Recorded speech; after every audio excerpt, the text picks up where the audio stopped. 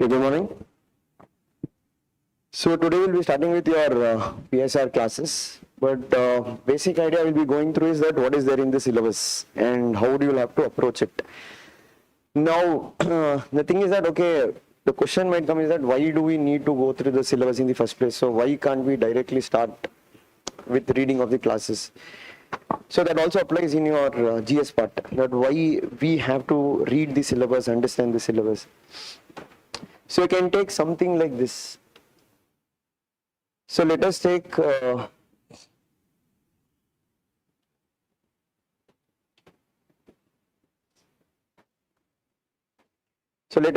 example, when you read something new.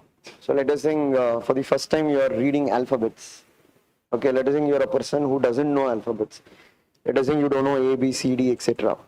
So if I give you a book and if I say start reading the book, will you be able to read without knowing alphabets? So let us think now first you start reading one alphabet. Let us say you read A, B, C. Now you start saying that, okay, fine, I will start reading a book. Can you do it? Means you'll be able to just do partly, whichever letter you're able to identify. So the same way is with your syllabus or answer writing. So why we say some people in present norms, like what happens is that answer writing, they give importance, it is important, but many people tend to start writing answers very quickly without even knowing the complete alphabets. You understand? So you know A, you know B. Now suddenly you want to write an answer. Now which answer you will be able to write is that you will be able to write those sentences which only involves letter A and B. Or let us think you enlarge your vocabulary, you go up to D. Now you have the capacity to form, let us take certain words like dad you can form because you know D, A, D. But let us think you won't be able to form dog because you don't know yet about the letter G. Now that is how the answer writing problem is. So many people, how they look at answer writing is that when they start reading itself, preparing itself, from day one itself, will start to answer writing. And now why they start finding it difficult to write answers? Because simple logic, they don't know the entire syllabus. You understood? Even if you're writing an answer, you can just write something that is only related to that topic. You understand? But in reality, that you can do as a practice. But in reality of an actual exam, what happens? When you look at any, even GS paper or even here in PSIR, they are not asking a question only on one topic. They are interlinking the topics. Meaning when you learn an alphabet from A to Z, that is you have learned A, B, C, D, you know till Z. Now you will have to also learn to form sentences. Meaning you have to interlink the letters. So for example, if you want to write the letter God, you have to know to arrange it. G, then comes O. So let us think you have just by hearted A till Z. You don't know how to arrange the letters. So that is also some people why the problem with answer writing is that they might have learned A to Z, but they are not good with wordplay. Wordplay means they don't know which letter should come where. So logic is that where should introduction come, where should conclusion come, okay, where should you use this topic what you have read, and that takes practice. Takes practice means first you have to get used to different types of words. Then you will come to know, okay, fine, now I am able to form a sentence. That's why I told it's a gradual process. So same way now learning political science for you, that is saying you're a very newcomer. Some people might have idea because they are from graduation from the same subject. Let us say you are not from that subject, very new student. Your first step will be always to understand the letters. Means get to know which are the letters, get familiarized with A to Z. Second step what you'll have to do is that now start interlinking the letters. Interlinking, matlab start forming sentences. Then what you do, then you start writing effectively. So here for us to start with what you can say, understanding letters, it can also mean we are understanding the syllabus. First is to understand the syllabus, what exactly is there, what I need to write. Now, let us think this is the, as you know, PSIR has two papers, paper 1 and paper 2. Paper 1 is largely comprising of the political theory and the Western and Indian political thought in part A. and part B, it largely compares of the Indian government and politics. I'm not going into detail, I'm just telling on the surface level what is there. So now here you need to understand each part of the syllabus, or in today's class I'll at least give you a overview of what exactly you will be reading here. Just an idea, if not in detail, and how to read it. Now see here how the syllabus is organized. Okay, if you, this is the exact copy how it is given by UPSC. The first topic what they've given is political theory, meaning and second topic they've gone theories of state, justice, equality. Now though they have given it this way, you cannot read the way they have given it. You don't start with the topics what they have given. You don't start with, okay, I'm going to read first political theory, then I'm going to read justice, then I'm going to read equality. You need to reorganize it, rearrange it. Why? Because it should make a logical connection to you with what you read. So always what we will be starting with first is the Western political thought. But before we go into Western political thought, we'll just touch upon this. Okay, why touch upon this? Forget about Plato, Aristotle, Machiavelli, etc. You also need to just understand here every word. Western political thought. So you need to understand first of all what is a political thought, or even before understanding a political thought, you need to understand what do you mean by politics, or what is political. Understand? Because we use the word political day-to-day life, right? So for example, when somebody expresses their view, you can say that you are being too political. That's a term. Or let us take something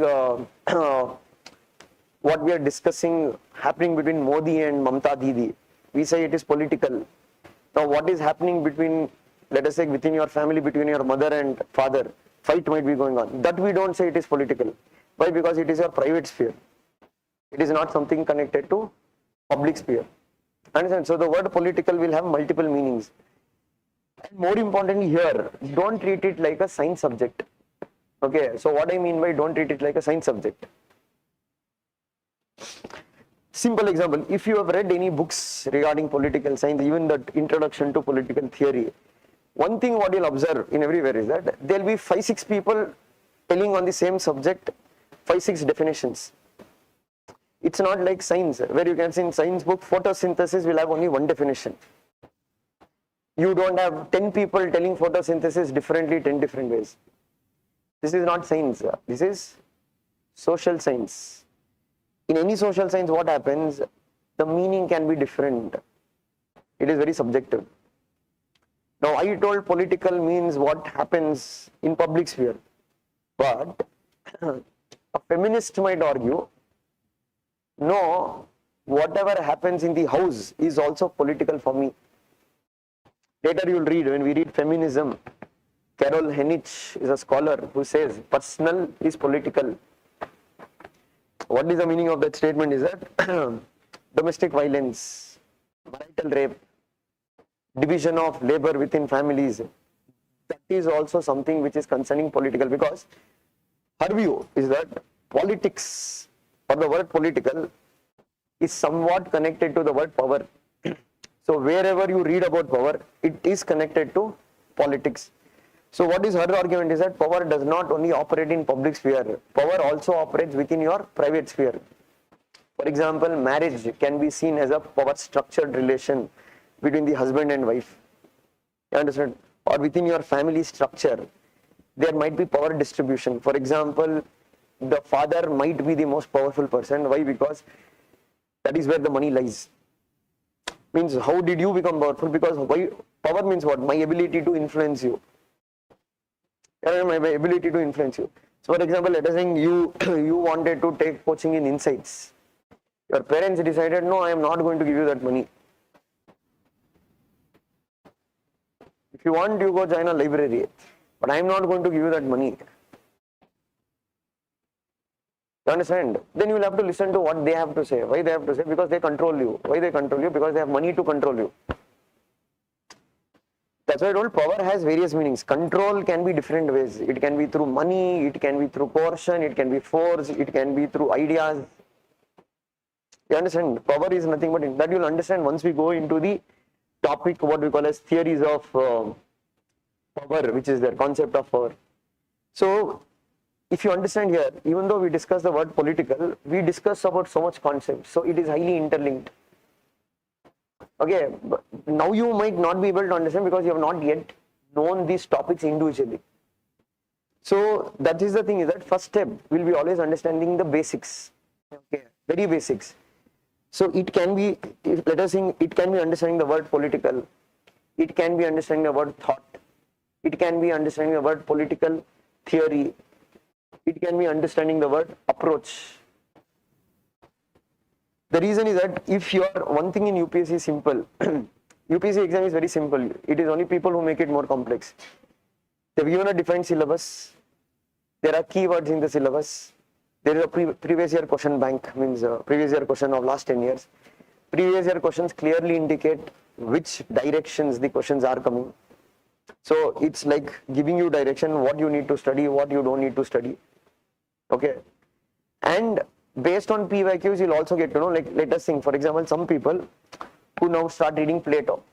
Let us think, because even I read Plato on my own, because that time I had not joined any coaching. So it took me 3 months to just read Plato. The reason was that it's not that it is difficult, but I didn't know where to start, where to end, because I bought this textbook called as Sushila Mukherjee or something, the Western Political Thought. Now in that book, Plato itself is given around 80 pages. Okay, and first 20 pages is more about Plato's life history, where he was born, who was his father, who was his mother, you know, how was his life journey. So I kept reading that. Then I was trying to, okay, I should remember his father's name. I should remember his teacher's name. Socrates was his teacher. Okay, I wanted to remember his date, on which era he was born. Understood? So by the time reading all this, it took 1 month. Then I started feeling fatigue. Fatigue in the sense, okay, this is taking hell lot of time. The first mistake what I had done was that I had never looked at the previous year question paper and just glanced over what exactly the question they've asked in the exam. So once I did it, then I understood there's no need to read about Plato's father's name, teacher's name, or etc. You just need to study ideas of Plato. He has given certain ideas. And it is also so that Plato would have given 1,000 different ideas. Because if you take Greek philosophers, Plato, Aristotle, it's not that they've only written about politics. They've also written about biology. You understand? When you read zoology or biology, you will read about these Aristotles. We are not going to read all that. We are limiting our preparation only to as simple as that, understanding his political idea. So before understanding his political idea, you have to know now what is politics. Alright. So now here if you see the names, Plato, Aristotle, Machiavelli, Hobbes, Locke, Mill, Marx, Gramsci, Hannah Arendt. It's clearly UPSC has indicated these are the scholars on which we are going to ask question. You be thorough with their ideas. Now, why some people here, they make it more complex, they make it more difficult? Because they are not having a proper idea. Because see here, what happens? You are from a science background. Suddenly reading a social science subject, you don't get an idea. Okay, how do I read it? How do I understand it? So what I will be doing in class, first try to give you a summarized idea. Okay, to give you an example, like Plato.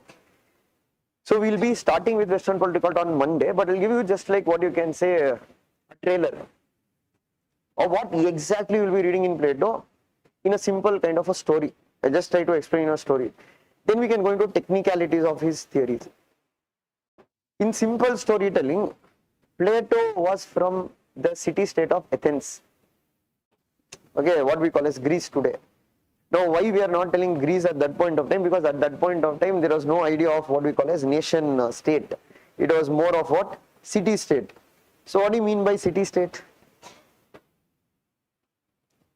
Simple, every city itself was a state. In GS Polity, you read now, state has certain features. What are the features of a state? Territory, population, government, and that government has authority. Right?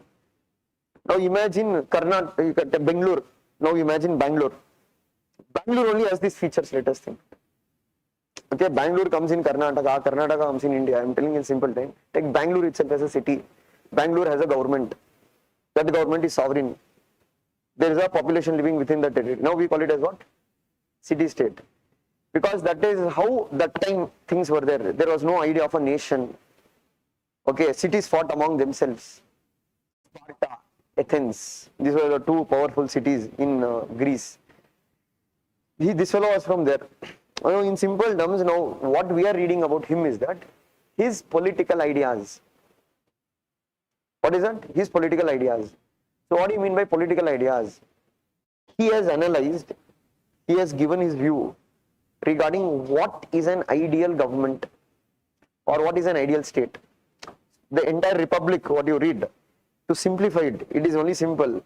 He wants to create an ideal state. Ideal means what? The best possible state you can live under. That is his goal, that is the ultimate. So whatever you read about his theories, they all connect to one point. His discovery for an ideal state. His discovery. Now the question remains, why did he want to discover an ideal state? The logic is simple. You will only come out with newer ideas when you are dissatisfied with the existing ideas. Same case with Plato. Plato was also dissatisfied with what had happened in Athens. Now, what had happened in Athens at that point of time? There was growing corruption, nepotism, and more importantly, his teacher, who was there, Socrates, who he believed is the most intelligent man on earth, was killed. Means he was poisoned to death, and that had a huge impact on his ideas. That why did the society kill Socrates? You understand now these ideas. So what you need to understand is that Plato's Republic, what we speak, it does not exist in reality. It just exists in books. It's an idea. What existed at that point of time was democracy. You understand, democracy is not something new. Democracy has existed since ages, but only the form has changed. Today, what we have is a modern idea of democratic state. It's like a parliamentary democracy. You might have a presidential form of democracy. Right? If you take both America and India, both are democratic. But only the thing that form of government is different. They follow presidential system, we follow parliamentary system. Understood? So same way here, there was also democracy, but it was not like a representative democracy and all. Because you need to understand, representative democracy and all became, when it came into equation, with modern state. Why modern state? You only understand, population started to grow, now size of the country started to become, city-states all merged to become a nation. So obviously, do you think now it is possible for us here to have direct democracy? Not possible. Population is so huge, you can't ask all the people come and vote to express their opinion. So that is why they started shifting towards what? More practical form, representative model of democracy. That you'll again read about all this later with various other thinkers. J.S. Mill.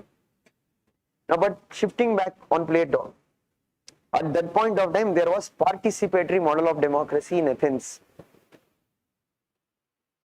And what this Plato believed that democracy is actually not an ideal form of government for him. Understand? He didn't believe that it is the best form of government. The question is why? Why he didn't believe that? Because he believed that in democracy what happens, every common man will have the power now to decide what is good for the state or what is not good for the state. Now this is where we'll have to read about influence. Okay, now every thinker you read, we read influence. It's not only thinker, you, me, etc., everybody, as we have grown up, our values are shaped by our upbringing. It can be the family you are born into, the area you are born into, the religion you are born into, the friends group what you have, they influence and shape your ideas. So for example, let us say when I was in school or growing up, I was a Kattar Hindutvavadi. That time, why? Because I didn't know anything, I didn't know what is secularism was. I had never read the constitution. I grew up in an area called as Baswangudi. And there you can say from before it was always the right wing, commanded. So my ideas also shaped like that. But once then I joined school, college or etc. Then I got exposed to books. Now I understood that there are different other ideas also. Now I started questioning my own ideas itself. Is it completely correct, the belief system? You understand, every person goes through changes. Let it be Gandhi, let it be Karl Marx, let it be Plato, let it be Aristotle. Nobody can tell you are born with the idea of Marx from birth. Socialism went into your head the moment you are born. No, when you are born, your mind is as clear as a paper. There's nothing on it. As you grow up, we tend to write on it. Who can write on it? Your parents can write on it. The society what you are born in, they can write on it.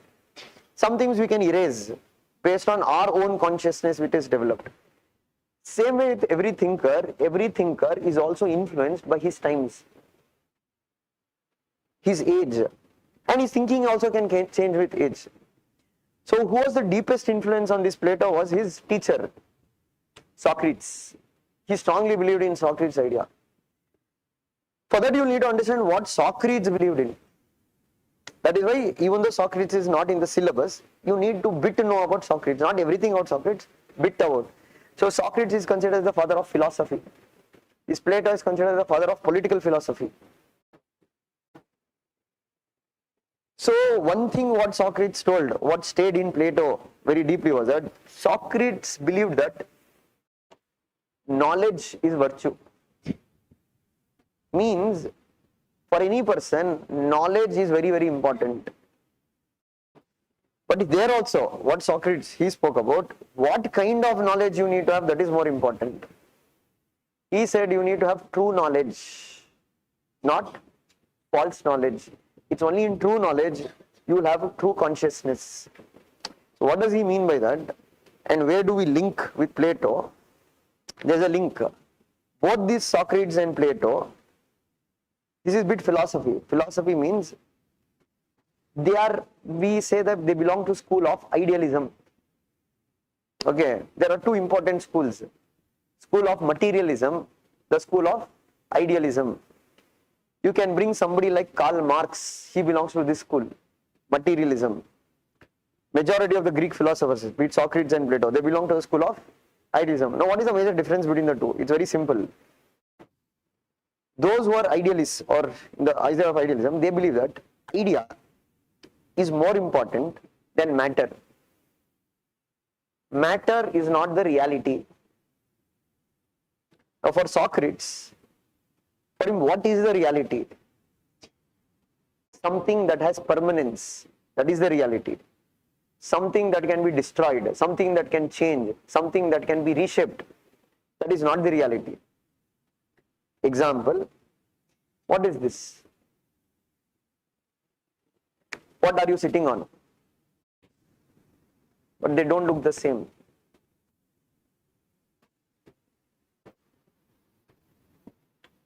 Do they look the same? Then why are you telling still it is chair? Because you have the idea of a chair. Since you have the idea of the chair, that idea is being reflected as matter. So even the matter changes its form, you know the idea behind it. So that is why you are telling it is chair. You understand? So those who believe in the school of idealism, they believe ideas are important. Ideas shape matter. It is not the other way around. But for the materialists like Karl Marx, he does not agree with it. He says the other way around. Other way around. Matter shapes idea, means your material condition, it shapes your thinking. Bear in mind, your ideas are influenced by what? From where did you get that idea? Material condition, the condition what you are living in. Now, to make you simpler to understand it, we can take caste as an example and look at the origin of caste from both an idealistic point of view as well as from a materialist point of view. What idealists say that caste is an idea. It's an idea. It can be like what Manu says. One is born from the head of Brahma, the other is born from the foot of Brahma. It's an idea. That idea is shaping the thing. But what Marxists say that, now that is how not caste came into equation. Let us think initially you were living all like tribals, hunters, gatherers. Over a period of time, you became settled agriculture. And again, over a period of time, every person started developing some expertise in some job. Like some went on to become gardener, some went on to become. Now they got an idea saying that why don't we limit people according to what profession they do? That is the job they have to do. So what Marx says that it is material conditions that shapes your consciousness. Consciousness does not happen in vacuum. So this is the main debate between the two schools of thought, the schools of idealists and the materialists. So idealists believe that it is ideas which shapes matter. Materialists believe no, it is the other way around. It is a matter that is shaping your consciousness. You will understand in depth when you read Marx and compare him with Plato. But now coming back to the point with Plato, he is an idealist. He believes that what? Ideas shape matter. So was Socrates. Now Socrates, coming back to the point, he says knowledge is required. Why knowledge is required? He says knowledge is required for you to truly understand what is the purpose of life. Philosophy is that one, philosophy means you question everything. What is the purpose of life? What is life? What is my purpose as a human being in this thing? So now he says that you need that kind of knowledge, because what is average wisdom? Average wisdom is that one who sees the material world and whatever he sees, he believes that is a reality. He says, no, that is not the reality. You need to have the knowledge base to look beyond material things, to understand ideas. And that can only happen with a person who has true knowledge. This Plato, same idea, Plato explains in a more simpler form through a story called as allegory of caves. Through a story, he communicates the same message. So he says, imagine there's a cave which is very dark, and that cave has only one source of light, one opening. And let us think 3 people are there in the cave. Hands are tied, back facing where the light is coming from. Their back is facing where the light is coming from. So if this is the wall of the cave, the light is coming from here. There is no other source of light. And they are seeing the wall. It's very dark, pitch dark, only one source of light. Now what he says that, now these 3 people, they've never been outside the cave. They've been always inside the cave from birth. Now let us think outside the cave, somebody waved their arm like this. That reflection is cast on the walls of the cave. Now it appeared that a snake is slithering away. Now this fellow told, look, just snake went by outside. Because they are looking at the shadow. And they are assuming the shadow. That is the reality. Now imagine one of that person was able to break the shackles, go outside the cave, means towards the light, and he comes outside. Then he will understand all this time what I was thinking as the reality is not reality at all. It was just the shadow of the reality what I thought. So the message in that thing, what he says that cave represents, darkness represents your ignorance. Chain represents your arrogance, because you are not ready to look at the truth. Light represents knowledge, true knowledge. So once you go towards the light, now your entire thinking only will change. Why? Because now you don't run behind material things, you will start understanding the ideas behind the thing. And this is not something new, this has been also there in Hindu philosophy long back, like Shankaracharya also spoke about the concept of Maya. Because later you will understand, there is a very strong connection between the Greek political ideas or Greek philosophy and the Hindu political ideas. There is a lot of similarities in them. So you can see, because you need to understand Plato for that. Now that is what he says. Now why is he giving all this story and all? You can tell, sir, what is the use for the exam? Will they ask in exam, write about allegory of caves? No, they are not going to ask. They are only required to understand it. Now where we are connecting all this is that, we are connecting back to the point where this Plato told he was dissatisfied with Athens. Why? They killed Socrates. They lost the Peloponnesian War. There was increasing corruption, nepotism. Now he pinpoints what is all the root cause of this. He told we don't have the right set of rulers. Why we don't have the right set of rulers? Because these rulers are chosen by people. And how much knowledge these people have? Average wisdom. They don't have true knowledge. They are materialistic. So obviously he says what will happen when you don't have true knowledge, even in the rulers who are there, they always run behind money. They always run behind power. Why? Because they believe money and power is very much essential.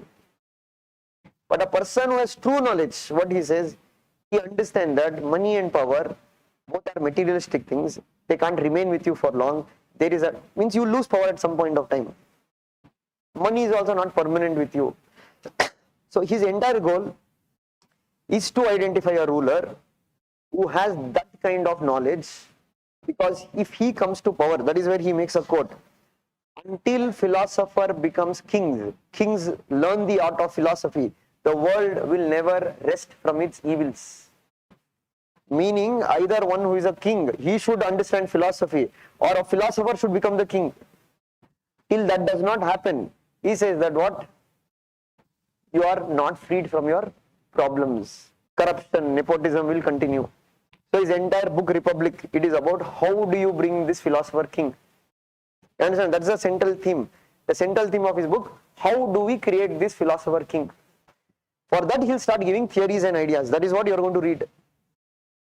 His theory of education, his theory of communism of wives and property, his theory of law, means he says no law or ordinance is mightier than the knowledge of the philosopher king. So all these ideas, what he is giving is pointing towards identifying a new ruler. So from this what we can deduct, he is not in favor of democracy. He does not believe that ruler has to be elected. He has to be selected. Understand? He has to be selected. The question is that how do you select him? That is where his book Republic will shed light on how does he build his ideal state. One of the ideas he gives here is that, one, he says that he goes into now why it is too philosophical, because now some of you science students ideas antere, matters antere, what is this philosophy, I'm not getting sense, because that will be the initial feeling, because you are, means you need to understand the ideas, what is it. When we say philosophy, philosophy cannot be based on evidence. Simple. Now you look at the ancient Hindu philosophy. It speaks about the idea of transmigration of soul. Atma. Atma goes from one body to other body, etc. Can you show me Atma? Can you scientifically prove Atma does exist? You can't prove it. It's just your understanding what you have. Theory of karma. Theory of karma. Can you empirically prove it? It can't be proved. That is what we say philosophy. Philosophy is more about, it cannot be empirically verified. Empirical means scientifically it cannot be proved. It is metaphysical. Metaphysical means beyond material things. It's ideas. Now this will also bring one idea here. Now what is this idea here? There is a connection between Plato and India. Not direct connection, indirect connection. Because when you read Plato, you find many of these ancient Hindu ideas in his writings. Means not directly, indirectly. Why? Because it's not only Socrates was his teacher, he had other teachers also. Pythagoras, whom we read Pythagoras theorem. This Pythagoras had visited India and he had brought certain ideas here. And one such idea, what you read about, he gives theory of soul. What Plato believes that every human body has a soul. What he says? Every human body has a soul. Same thing, they believe that body is your matter. Soul is the idea. You need to understand about the soul to understand about that body. But here, this is where you understand among Greeks. Okay. We are living in a modern age. We are living in a modern age. So don't try to judge them based on the modern age. You are understanding? What they have told, it is for that time. In that time, that modern consciousness had not developed. For example, if you go ages back, very ages back, they defended slavery. Because they told that is the right thing at that point of time, because that was the idea system at that point of time. So what do you see equality? What we have equality, whatever equality we have today to certain extent, we have struggled for it. French Revolution, the American Revolution, lives have been lost. But in ancient times, the idea of equality was very different. Not the modern idea of equality. They believed what? Inequality is natural. They believe that everybody are not born equal. There are some superior from birth, there are some inferior from birth. Now, how do they justify it? One angle is this Plato's theory of soul, where he says every body has soul, but he disagrees that every soul is of same quality. Now, he goes into saying that every human soul has three components. What he says, every soul has three components. He's describing the nature of the soul. In some souls, appetite will be dominant. Desires will be very dominant. All that souls or all that individuals whose souls where appetite is dominant, he says they should be classified as producer class. In some souls, courage is dominant. Very brave, courageous. All those individuals should be classified as what you call as soldier class. In some souls, reason is dominant. Reason means your ability to understand ideas. They should be categorized as the ruling class. What is one similarity? You see how in Hindu fold there is this fourfold caste division. There is not exactly a caste division. You can say there is a class division. He's grouping people. You belong to producer class. You belong to soldier class. You belong to ruling class. Understood? So he means what is his idea? He's saying that all individuals are not equal. All individuals are not same. So when they are not same, we also have to treat them differently. Treating equals equally, unequals unequally. Now what he says that okay, how do you identify? Question is how do you identify who in which soul what is dominant? Simple, right? It's not something like you will do research soul, because soul is only metaphysical thing. But that is where he brings something called as education system. That is where you read about Plato's education system. In his scheme of things, education should be state controlled. I am not explaining in detail because this is just a summary. Okay. Because we can go into details how he says from what age to what age what they have to be taught. Summarized version, state controlled education, meaning no private education. Everybody education should be given by state. Every child that is born in Athens, they have to get same education. And he says that when children are born, all the children will be taken over by the state and they run something called a state nursery. Understand? Children are separated from their parents. Why? Because he'll tell, when parents will like their children, that love will be very specific towards their child. Understood? And that is why he separates the children from their parents and they will grow as a community. State nursery. Now for these children, there will be tests. Means they will be given different education. From 0 to 3, they will be taught music, gymnasium. Because he says music is the exercise of mind. Gymnasium is the exercise of body. He says you have to teach them moral stories. Why moral stories? It will bring strong moral character in him. So even now if you see, now it is gone. Today there is no morality only.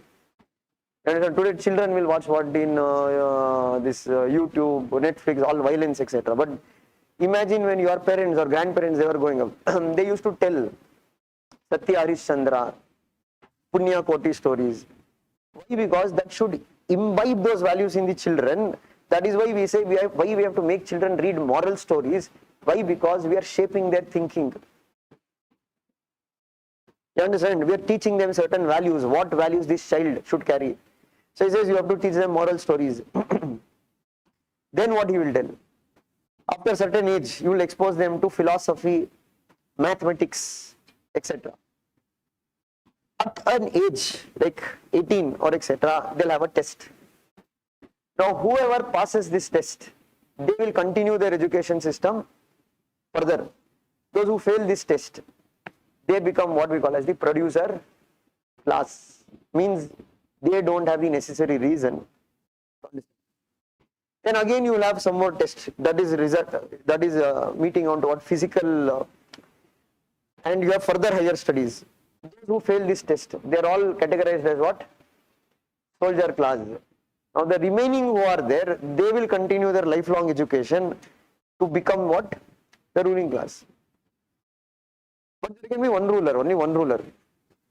There can be only one philosopher king. Now your question will come here, then how do you identify if there are hundreds of them? Now this is when again you have to go back to his knowledge. What did he tell about true knowledge? What does true knowledge make you do? Understand what is right or not? In simple terms, it will make you non-materialistic. It will make you that you don't desire power, you don't want power. So he says kingship under him is a sacrifice. You have to convince one of those people in ruling class to give up their further learning or reading and to take up the responsibility to lead the state. So it is not that he wanted power. He is making a sacrifice to lead the state. He becomes the philosopher king. Now whatever he says is the constitution, whatever he does is the rules, just follow what he says. And that is why he says no law or ordinance is mightier than the knowledge of the philosopher king. He says there is no need of laws. He is the law. He is above the law. Don't question him. Follow what he says. Why? Because he has that kind of knowledge. Because what Plato believes is that law represents average wisdom. And he says law is inflexible. Simple example, let us take Nirbhaya incident happened few years back. Right? Delhi rape case. Now in that 5 people were arrested. 5 people were arrested. Convicted. In that one person was only sent to a remand home. Why? Because at that point of time, the law didn't have punishment, or you can say minimal punishment for juveniles. But later they had to change the law. It's Juvenile Justice Amendment Act, and where they told those who come under the bracket of 16 to 18. But that law will not apply to. You understand? So this is an example I'm taking why we say law can be inflexible. So this way he says that law is inflexible. We can't work with law. Philosopher king will take the right decision at the right time. Understand? That is why he says no law or ordinance is mightier than the knowledge of philosopher. He makes a lot of comparisons. He says, will you ask an expert surgeon to prescribe you medicine looking at the book of medicine? He says no, he has that expertise, give him that freedom. This fellow what expertise is? Yes? Knowledge. That is one part, but there are details to it, I am just summarizing it in a. Second thing what he will tell, education is done, you identified who is guardian class, who is ruling class, who is producer class. Producer class can marry, they can have family, the thing. Now he brings certain limitations on the ruling class and the soldier class, these two classes. He says they cannot marry, they cannot have the family of their own, and they cannot own any kind of private property. That is why the theory name is communism of wives and property. It's easier to understand communism of property, that you will understand because, sir, nobody owns the property, that belongs to the state. Producer class can have property. These two classes cannot have. Means, for him his idea is that, he says, even the most educated person, even the most philosopher king, he has knowledge, but he does not trust human soul, because even in that soul, there is an element of appetite. Reason might be dominant, but still there is an element of appetite. And his experience showed what? He had analyzed what is the root cause of corruption. Why do people become corrupt? One, it is their family. You understand? For my son, I have to make this much asset. What will he do if once I die? See, you understand philosophy of life. Let us think as a simple example. Now I worry much about how many admissions will happen, how to increase my admission, how to increase my income. Why am I thinking so much? I have a family, a son to feed, a wife to take care of. Now imagine as a bachelor. Imagine nothing to lose. I didn't have any parents, I didn't have a wife, I didn't have a son, full free life, etc. Obviously, minimal is also enough. I'm telling one idea, but you can say people can be, you can have desire or etc. But I'm telling in a simple sense. For Plato, family is your weakness. Family can make you corrupt. It can promote nepotism. Nepotism means what? Your deep attachment towards your children. So take example in Indian politics. Majority of the politicians will bring their children again into politics in the same place. Why? Because they don't want to lose power. You understand? That is what we call as dynastic politics. You understood? Dynastic politics, that is the thing. So for him, if that ruler does not have a family, then he says he has no attachment. You understand? So if you look at the similar idea, in India, the RSS, Rashtriya Swayamsevak Sangh, the Sarsang Chalak of the RSS, means one who is going on to lead the RSS, like it is Mohan Bhagwat now. They always expect that he should be a brahmachari. You understood? In the RSS philosophy, that is why there are a lot of similarities in this Greek and Hindu philosophy. If you look at RSS, always the head of the RSS will become, that is the Sarsang Chalak, what they call. He should be a brahmachari. And even if you look at the BJP's prime minister, both times, till now we have two BJP PMs. One has been Vajpayee, the other has been Modi. One never married, one left his wife. Third one is in process, Yogi. You are understanding, this stems from this idea that I'm not telling that they'll be very honest if they're not married and all. That's a theory, but that's the idea. That's the idea is that what this Plato believed, that one who has political power should not have economic power. One who has political power should not have family, because family will become his weakness.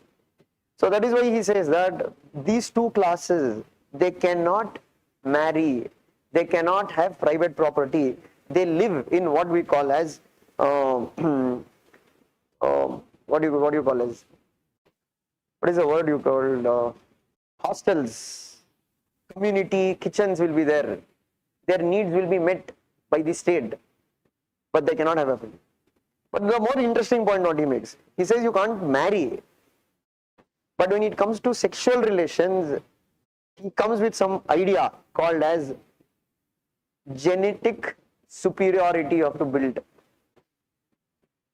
So that is where he brings the idea called as state controlled mating, meaning the state will decide who should mate with whom. Why? Because he says that if you have what you can say, genetically strong men, genetically strong women, the offsprings what you produce will be also genetically superior. And he also says any child which is born disabled or etc., either they're left to die or they're killed at birth, because they become the burden of the state. So that is what you call as communism of wives, means she is not the wife of any one particular person. So that is what we call as, he builds this idea called as communism of wives and property. So you need to understand every idea what he is giving, what is his ultimate goal, what is his end. Simple, it is to create an ideal state. So Plato is not looking from today's sense what we look at. Today we look at state is the means to achieve your end. For Plato it is the other way around. Individual is the means, state is the end. Understood? His end is what? Ideal state. And when he speaks about communism of wives and property and philosopher king, he also allows women, for them you can give education. Women can also become philosopher king, means there is a philosopher queen also. Means he does not bring gender discrimination saying that only who can become the king. He told any person who has reason can become the king. That is why there is also debate among scholars whether Plato was the first feminist. Some say yeah, he is given certain, but others don't agree.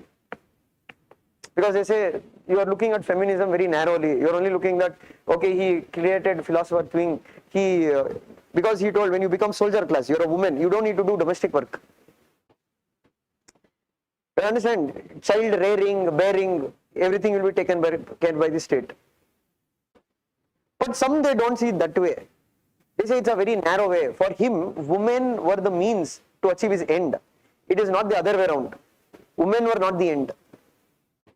And his communism of wives, where he is using women as laboratory animals to his experiments. And he also says that he is denying women to enjoy motherhood. It's not that every woman will want to be in public sphere. There may be women who wants to say, no, I enjoy motherhood.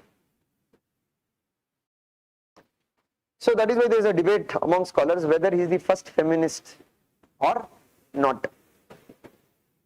Now this is the summary of his major idea. There are other minor ideas I have only spoken today because this is not Plato's class. I only told what to expect. This is what you are going to read. Questions will come on this. How questions will come in this part of your syllabus? Usually it will be in form of quotes. Understand? Quote said by Plato or quote said by somebody else on Plato. There can be simple two ways. One, they give quote directly Plato has said it. They'll tell you comment on it. So you need to explain what he's saying, what is meaning or etc. Now somebody would have praised Plato.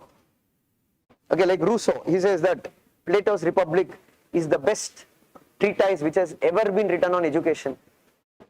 In your answer, you need to go on to explain why this fellow is praising him. For you, Rousseau is not important. You don't need to know who is Rousseau. But what Rousseau is saying, that is important. But you understand, this is a social science subject.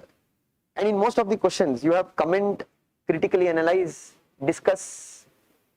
Meaning, you need to write a balanced answer. It works this way. Entire political science works this way. You can keep this as a, what you can say, thumbnail rule. Whenever you write answers in political science, this is a thumbnail rule.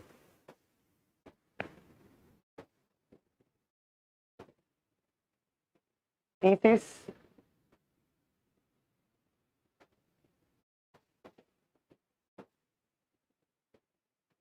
antithesis,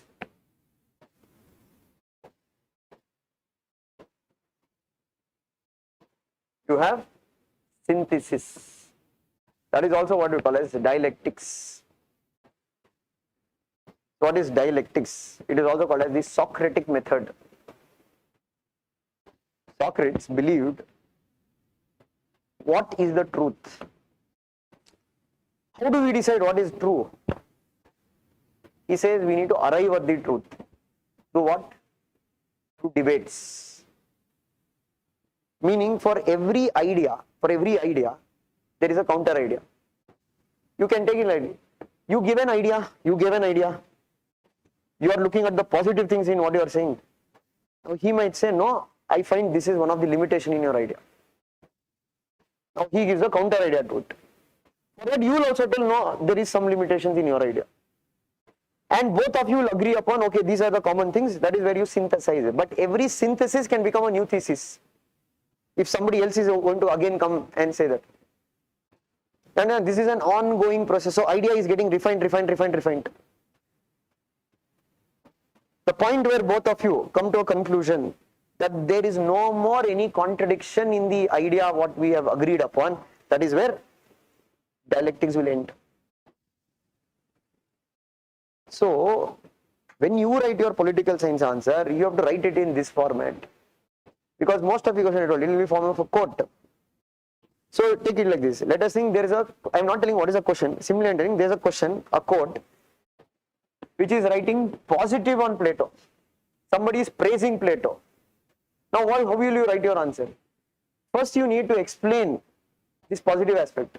Means what they are telling about is why is he praising him. But then it's your duty to also write about the other perspective. Perspective. See, please don't think here it is positives, negatives. It's not like GS. Sir, I'll write 10 positive points, I'll write negative. No. Perspective. What do you mean by perspective? Okay, let us think. What do you see here? She is telling it is half full. He might tell it is half empty. He might tell it is completely full. Half by water, half by air. He might say, sir, this looks like alcohol. Perspective means your view on it, your way of seeing things. That is where many people will mistake saying that.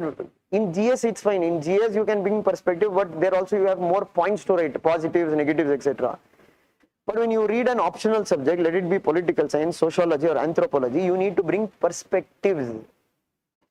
That you will read. Means now you don't know perspective. Why? Because you have not yet started this subject. So let us think now, for example, in the syllabus copy, you saw here this topic, political ideologies here, if you see here. Political ideologies, right? You saw liberalism, socialism, Marxism, fascism, Gandhism, feminism. These are all perspectives. You can try one thing to look from perspective. But if you know that, you can try. But if you don't know what is feminism, then you can't try. If you don't know what is Gandhianism, you can't try.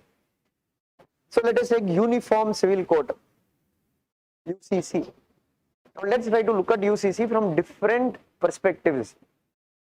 So first let us look from a nationalist perspective, a liberal perspective. They believe that we need a uniform civil code. We are one country, we are one nation, we have to one law. Everybody, for every religion, the same law should apply. That is one perspective. They are looking at things that way.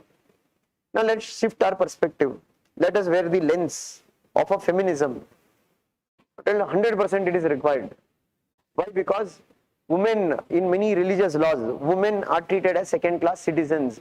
Now if you bring a uniform civil code, you will codify the laws. When you codify the laws, you will make it more gender neutral. So we need it.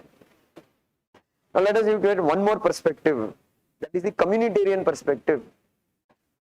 Now you will tell, how can there be one law when different people are following different religions? How do you build that law? In my religion, marriage has a different meaning. In your religion, marriage has a different meaning. We don't need to have a uniform civil code. Then you look from one more perspective, that is what constitutional perspective.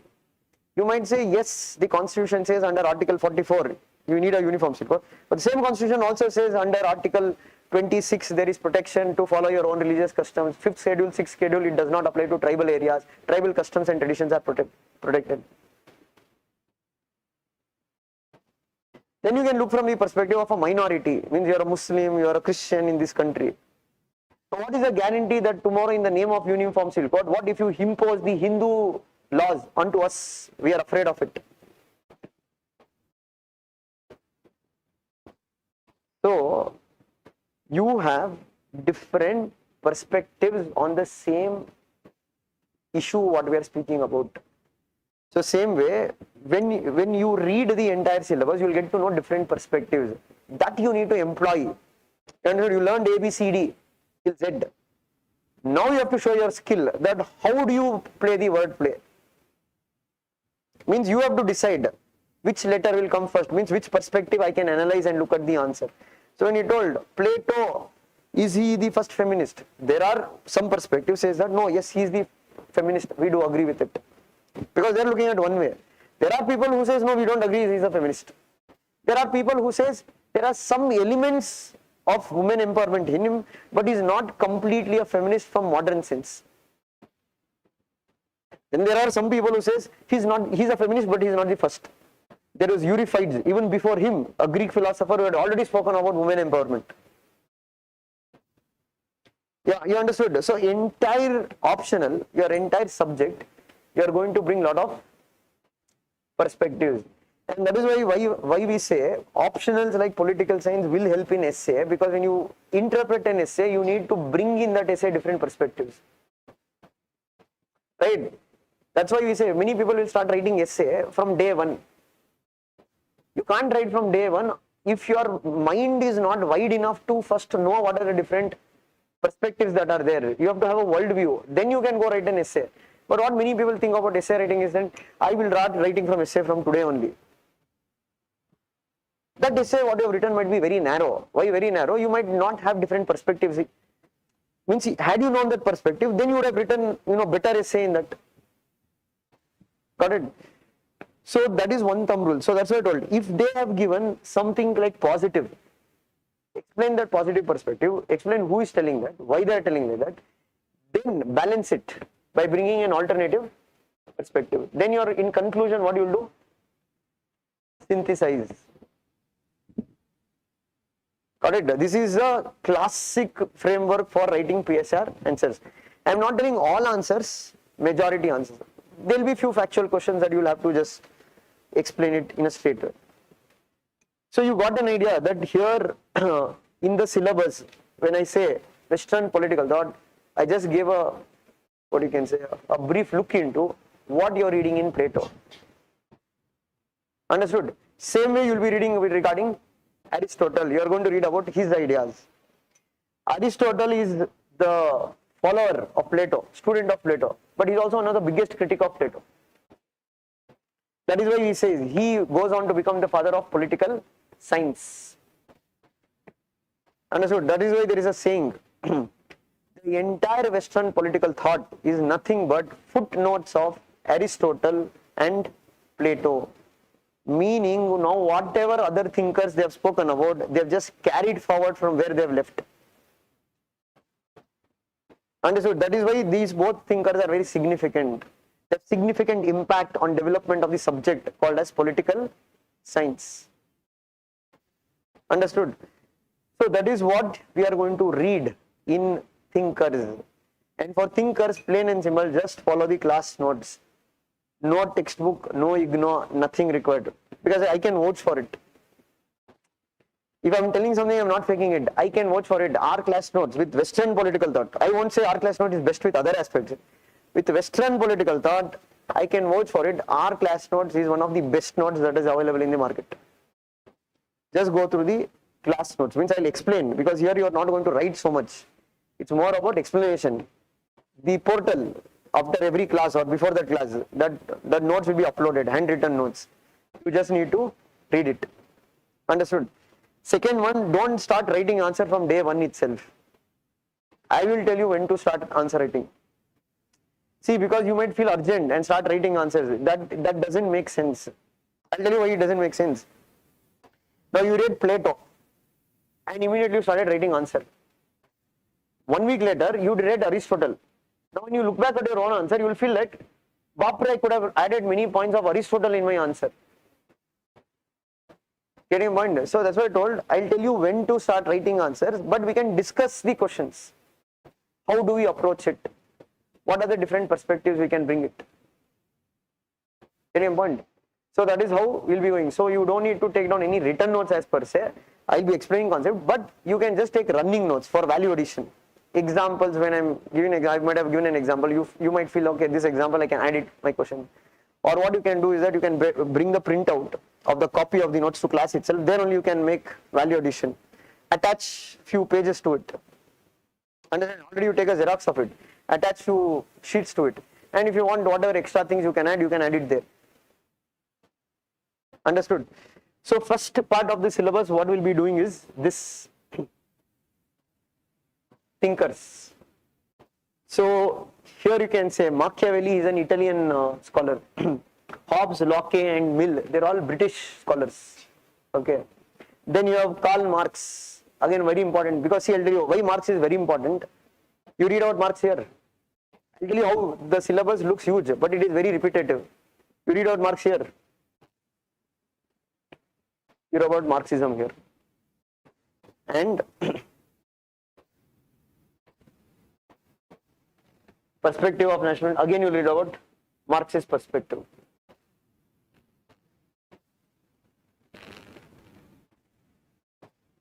Approaches to international relations, Marxist perspective. Understood? So if you have read once Karl Marx, it's very, very easy for you to apply to everything. It's just, you're just applying the format. You understood why we say that Western political thought is very important, or these thinkers are very important, because what you read about them, you can apply in different parts of your syllabus. They keep repeating. So you might see that, okay, syllabus is huge, sir, there also. No, same Marx idea once you have understood.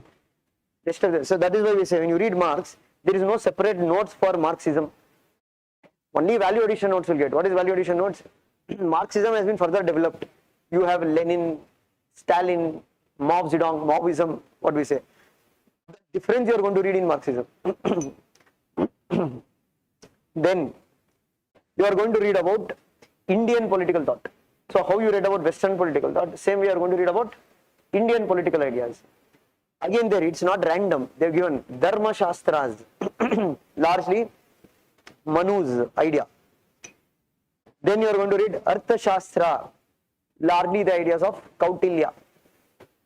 Simple. In Kautilya's, again, we are not going to read administrational, because that will be read by public administration students. We are only limiting ourselves to reading about the state, Mandala Siddhanta, Shadgunya Niti. Means he has spoken about state and he has spoken about foreign policy. That you are going to understand. And then you are going to read about Buddhist political tradition. You are not reading about Buddha. You are just going to read about Buddhist ideas. Idea of deliberative democracy, how Buddhist Sanghas functioned, what was Buddhism's contribution to India in terms of its political development. Understood? They can ask a question. Comment on the imprint of Buddhism on the Indian constitution. Now, this question even now you can answer if you have read your history and if you know a bit of polity. Tell me, what is the imprint of Buddhism on Indian constitution? Simple. If you look at directive principle of state policy, there Article 51, it says that India should settle international disputes in a peaceful or means ahimsa. Then simple. Buddhism professed for equality. Article 14 in the constitution. Article 15, absence of discrimination. Article 17, abolition of untouchability. Then what else? How else Buddhism has shaped the Indian constitution? How constitution? Freedom of speech and expression, because Buddhism believes that decisions have to be taken through consensus. That is how Sanghas worked, and that you can say has been inculcated into Indian constitution. Article 19, 1 clause A. So then you can write in your answer, we can say that Buddhism has deeply influenced the evolution of Indian constitution, and the chairperson of the drafting committee, Ambedkar, was, what you can say, deeply influenced by Buddhism, and that has also been reflected in the constitution. So many political science questions you can write generally also if you have a basic idea. Basic idea you need to have. But if you don't have basic idea, then you can say, you will feel like, from where shall I write? Understood? So you are going to read about Buddhist political ideas. Then you are going to read about Sir Syed Ahmad Khan. Again, here we are not reading out his life history. Simple, what was his view? He largely spoke about how to empower the Muslim community, how he wanted to modernize the Muslim community, how he wanted the Muslim youths to have Quran in one hand and science book in the other hand. And that is what he started the Aligarh Muslim University. So we are going to study his ideas, okay, relevance of his ideas today's time. Then Sri Aurobindo, okay, his ideas on nationalism. Gandhi, see again here, we are going to read out Gandhi here. Again you have where Gandhiism. Again you are going to read an Indian national movement, strategies of Gandhi. That's what I told, repetition. And not only repetition, whatever you have read about Gandhi here, his ideas, you can use it in your GS papers, you can use it in your essay paper, you can use it in your ethics paper, you can use within political science in different parts of your syllabus. And that is why I think Pradeep sir would have told, even if you don't like Gandhi, read Gandhi for the exam, because he will give you marks. Understand? So that's why I told, it's not based on whether you liking him or not liking him. He gets you marks in the exam. because it is very useful to link various of his ideas in different parts of your syllabus. Then you are going to read about Ambedkar, again his ideas. So again you can make a comparison here between Gandhi and Ambedkar, how their ideas differed. Then you have M.N. Roy. So these are the thinkers you are going to read about Indian political thought. Then you are going to read about what we call as this thing, political ideologies.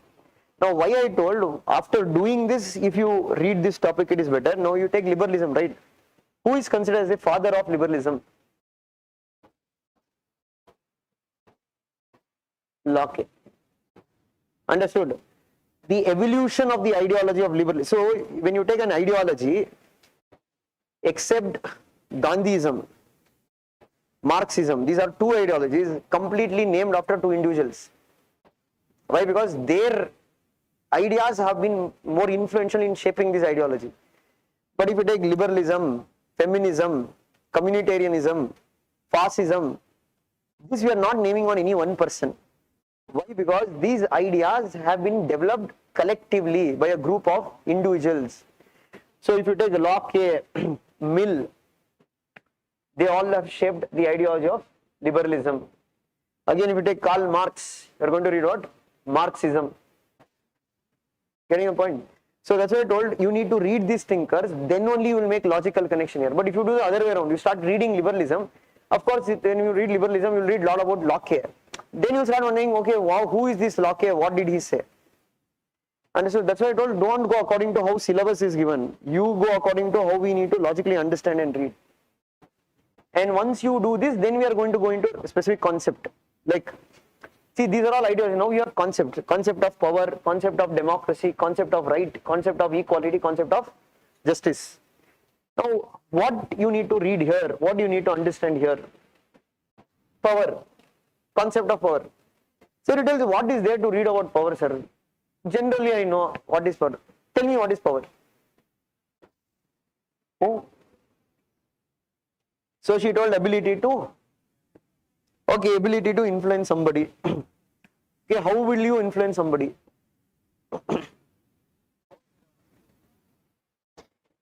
See, that is what I told. Power might be a very simple term, but when you understand broadly, your idea widens up. Because that's what I told. Different scholars. You tell now, sir, why do in these social science subjects scholars are there?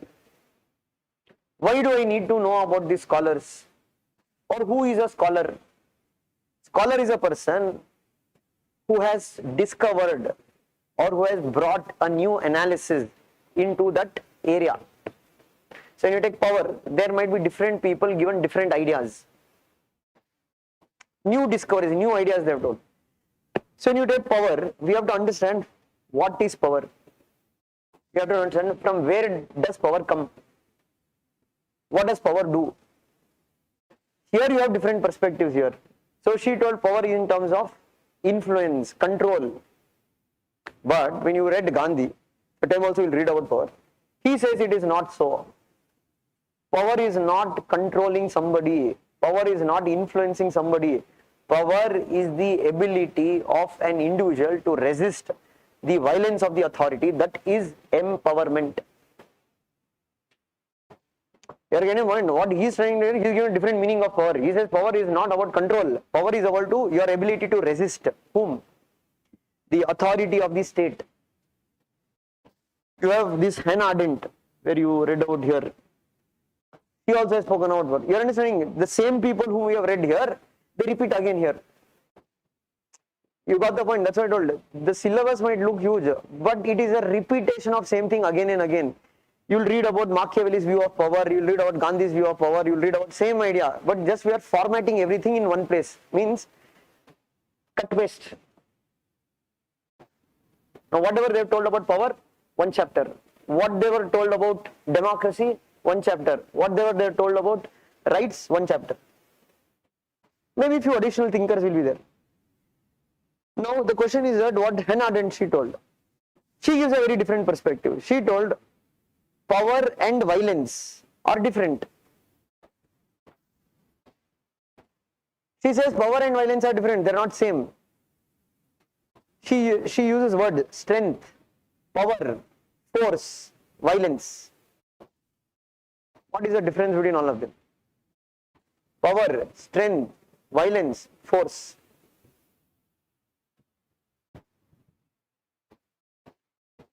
So when she's telling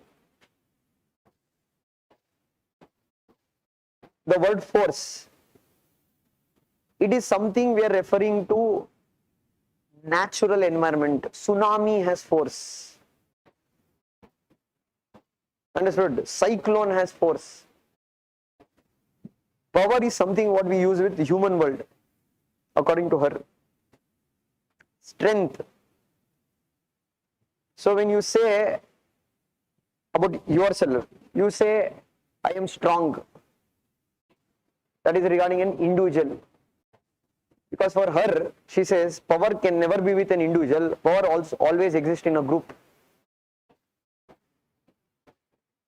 Violence, she says, it is destructive, negative. She says power is positive. It constructs something, it will never destroy. So she is a thinker who differentiates between power, violence, strength and force because it is her way of looking at things. But you will understand that why she tells like that, because she is a Jew, German Jew. She would have faced the brutality of Hitler. And that is why all her writings is against authoritarianism, against fascism. She goes on to explain in her work how fascism grows. You understand? So her writing style is about our personal experience. Alright. See, but here again we are not reading original works of any scholar. One more thing. When I say Plato's Republic, you are not reading Republic, original work. You can't read that also because it will be some 14 editions are there. And it is in Greek. You are also not reading means there are authors who have read, translated and they've written. You are just writing a secondary reading. You understand what do you mean by original reading? Original reading, because when I was in National Law School, one of my professors asked me, but they wanted a research help on Hannah Arendt. So they told, who wants to volunteer? That was the first year I had joined National Law School. So I was from UPSC background. Na? So I read about Hannah Arendt. I told, I will do it, aram se. I know because her theory is very simple when you read in UPSC. It's very, very simple. She only speaks about power and violence. I thought, what is there in my notes? I have 2 pages, I'll go. Then my professor gave me her original work. He told me, no, you read, then you assess, then bring the views. I read for 3 days, I was not able to understand what the hell she was telling. It's very complex, her writings. It is very, very complex for any common man to read it and understand first time. Then I told, I'm not going to volunteer. So here, that's the difference here. Don't think that you're reading an original work.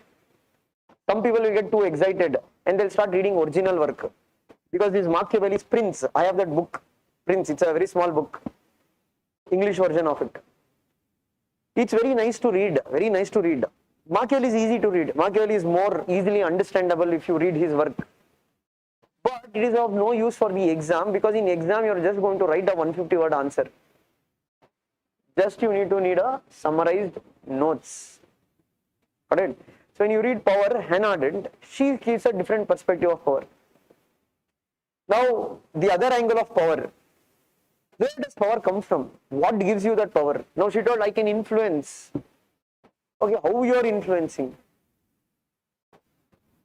For example, political parties are able to influence the voters because money power. Or you can also use muscle power. Threaten somebody, force someone, like how America now forces other countries to sign trade agreements with them. Imposition of sanction because they have the ability to influence. Let us think, can Sri Lanka says now sanctions haktivi. Aako hogi ante. You are understanding? Sanctions everybody cannot put. Now Sri Lanka will come and tell, we will also put sanction. Okay, put on whom will you put sanction? On what is the basis you are going to put sanction? Do we use Sri Lankan currency as a transaction? What is Sri Lanka's contribution to the global trade? Okay, what is the market size of Sri Lanka that countries will worry about that they put sanctions? You are getting the mind? So let us think simple way of understanding. This fellow is buying from my shop. He is one customer. He is buying from my shop. He is every day buying one biscuit, which is valued at 1 rupee. Tomorrow I and he will fight. He will tell, from tomorrow I won't buy biscuit from your shop. I told, don't buy, go. Okay, go. 1 rupee is not a huge loss. Now let us imagine the other way around. He is a person who is buying 100 bags of biscuits from my shop every month. It's giving me 50% of my business. Now if he tells, I won't buy from you, I will worry. That's the difference between Sri Lanka and America. Because the American market size is big. India exports more to America than exporting more to Sri Lanka. If tomorrow American says we are going to put sanctions, of course it is going to hit Indian sector hard. And that is why India agreed to not buy the Russian oil. But now the Americans have given a waiver saying that 30 days or something you can go buy. You are understanding, sanctions also come from your power, your ability. So you cannot tell Sri Lanka and America are similarly powerful. No, America is more powerful. What is giving them that power? There are various aspects. Now see, what we read here, America power. Now this is not only useful for part A of paper 1.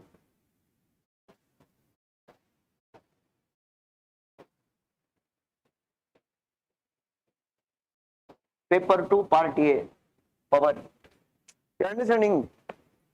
That's why I told. Political science is a very easy subject. All you need to do is that you have to become good in paper 1, part A. Rest is dead easy because it's purely application of whatever you have read. You understand? The only one thing here you need to be good is PSIR, paper 1, part A. See, part B is not challenged. It is Indian government and politics. Whatever you read in polity, same to same you read here. The only thing you need to understand is the PSIR paper. Rest everything keeps repeating. See, power, balance of power, deterrence. Here we are only applying it international sphere. Here we are applying theoretically. Theoretically we can also apply. So how America exercises power? There are different angles. One is their economic power. The other is their military power. Why military power? Now let us think now. He will tell, I'll come and hit you. I'll come and hit you. And he has a fight. I stay in an apartment. A very influential apartment. Where this fellow cannot enter. He might make only statements. Now let us think I stay somewhere, not in an apartment, a normal house. Let us think this fellow has so much muscle power that he can enter the house and hit you. Means America is the only country in the world which has maximum number of naval bases across the world where they can launch an attack on any country from any part of the world. You understand? Now you can say China is growing, but China is not yet grown. China might be influential within South China Sea. China does not have the capacity to go and attack Venezuela. But America has that capacity. Yeah, there are declining power.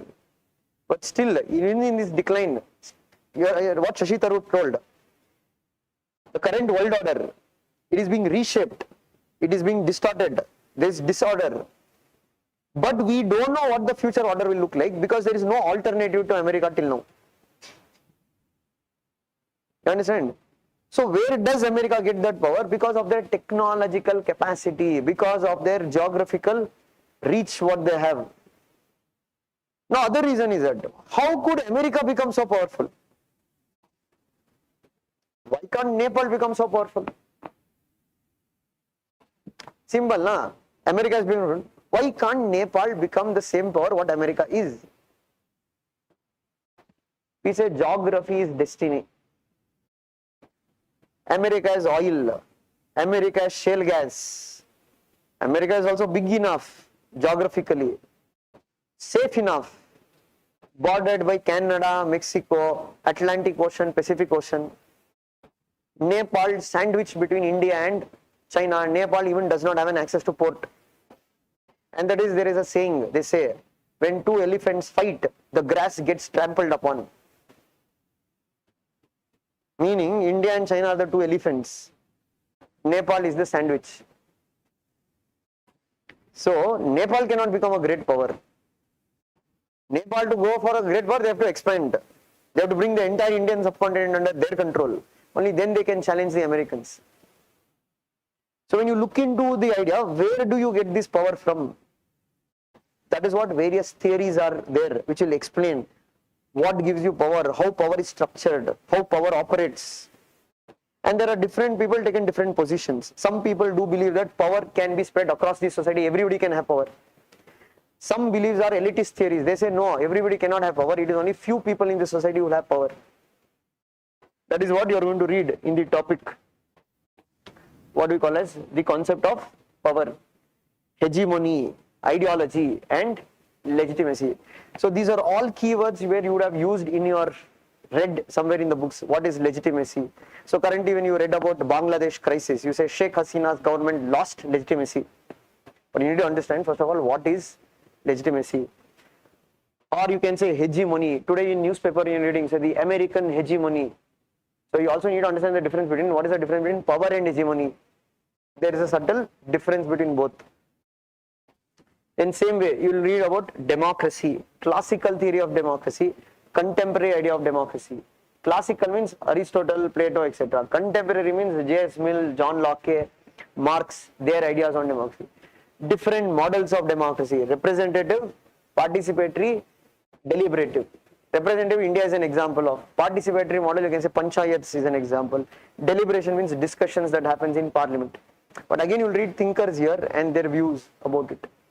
Then you have rights, meanings, theory. So in now polity, you would have just read about fundamental rights. But here we are going to understand what is the idea of right itself.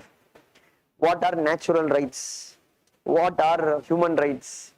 What are social welfare rights? What are political rights?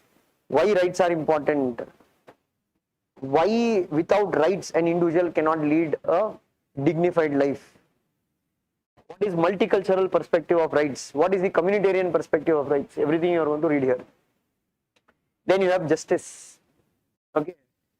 Justice means you have to run, like for example, now you might think justice is a very simple word. Okay. But it is not as simple as you think, because justice can also have multiple perspectives. So let us start with the basic idea, basic debate. What is justice according to you? He told being fair. Okay, what do you mean by being fair?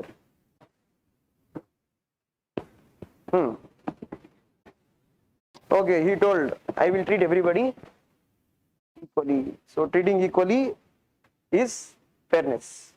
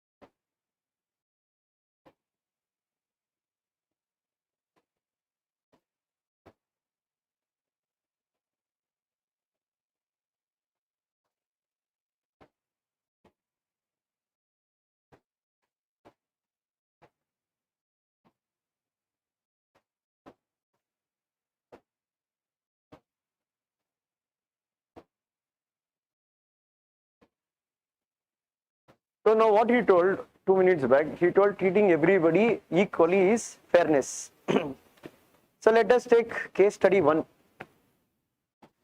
Case study 2. These 3 individuals went to watch a match to a stadium, where each one of them had the same seat. We didn't discriminate against anybody. We are treating them, all of them, equally. Here, I am discriminating. I gave this fellow 2 chairs to sit upon. I gave this fellow 1 chair to sit upon. This fellow did not give me anything. I am not treating them equally. Now, which is fair? But was I equal? So equality alone does not mean fairness. It also depends on which context you apply the equality. Wait a moment. So you cannot say justice has only one idea to it. Justice is contextual. Depends upon the context. Understand? So here now the way of only looking at equality. So let us think this fellow came and said, "Sir, give me an extra stool. I am short. I can't see." I tell him, "Ninna barappa, nanen madakade, ninne yarna kullu kuttake nane hididnu." Understand? That can't be done. So that is where you can say, when sometimes we need to bring justice, it's not about being equal, it is about being fair. Fair and equal are not same. It depends upon. Equal can be fair in certain context. But in every context, you cannot tell being equal is fair. See, for example, let us take a classic example in personally where I have seen fairness and equality. So I was reading in this public library when I was going. So I was a usual reader because the librarian also came to know, Yako, you're 4 years, 5 years in the plan, so naditane ide. So one day she came and asked me and my friend who were there that in that library they have conducted some quiz competition for school children in that area. I told you have to be judge, sir, because you both we know from many years you can be a judge. So I told okay, I will be a judge. You had some 5-6 schools had come. Okay, so in that there were 3 schools which are very good schools like Mount Carmel or something like that. And there was one this government school. It was a debate, not quiz, some debate competition, etc. So all the children spoke, and government school children didn't speak so well. So we had given marks. I had given higher marks to those who spoke well. Obviously, they were all from these elite schools. So now, once this thing ended, now you have to announce the competition. So this librarian, she came and she told, okay, have you given this course? I told, yes, we have given this course. And she saw the score and she told, sir, we'll make some change. I told, why? She told, sir, that 4th place, what is there for the government school kids, we'll give them 2nd place. I told, how can you give them 2nd place? They have not done well, they have not spoken well. They spoke very well. She told, that is when I see, that's what I was reading political science, but not understood political science. She made me understand what is political science.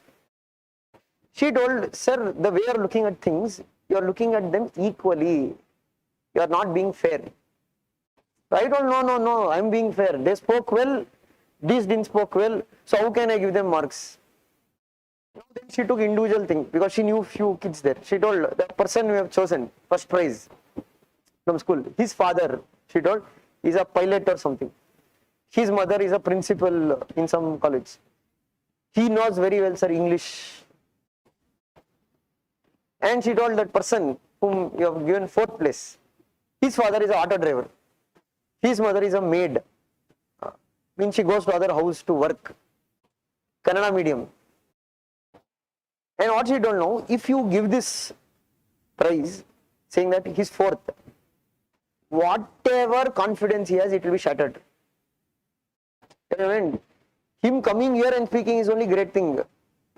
Because they told, we have to convince them, come and participate, because they were very shy, they were very hesitant. And that's why she told, we are not giving them 1st prize, but we are giving them 2nd prize. I told, what difference it will make? She told, no, it might boost his confidence. Seeing them, more number of government school children will come to this competition. And she told, this is fairness. Then I understood, okay, not being equal in all times is correct. Certain times you have to be fair. So fairness can be also that you can be biased, but that is what Rawls, you will read about, in this theory you will read about this guy called as Rawls' theory of justice.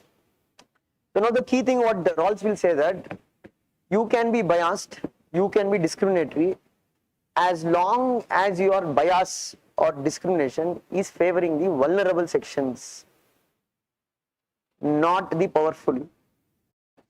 Understood? So that is what we say when you look at government servants, public service, the exam what you are writing, union Public service. The word it is public service. It is not your personal service. So, who needs public service? See, for example, let us say, now I don't use bus. I travel by car. I don't use Indira canteen. I bring food from home. I don't go to government hospital. I don't need the government except only for one thing. What is that? Security. Police or so in the government, what I need the most? Police. But let us think for another individual who does not have a car, who does not get a salary what I get. He will be dependent on whom? Same, Annabhagya, bus, electricity. So that is what we say, that government's job is not to stand with who are strong. The government job is to stand with who are weak. So justice also, that's why I told you, you are entering government service. So you also need to have the understanding of what is justice. And justice is not as simple as you think. It is a very complex idea. It will change according to scenarios. For example, let us take one more thing. Now, he told being fair. He told I have to be fair. So let us think how you can be fair or why it is difficult to be fair. So let us think there is one flute. Tutturi.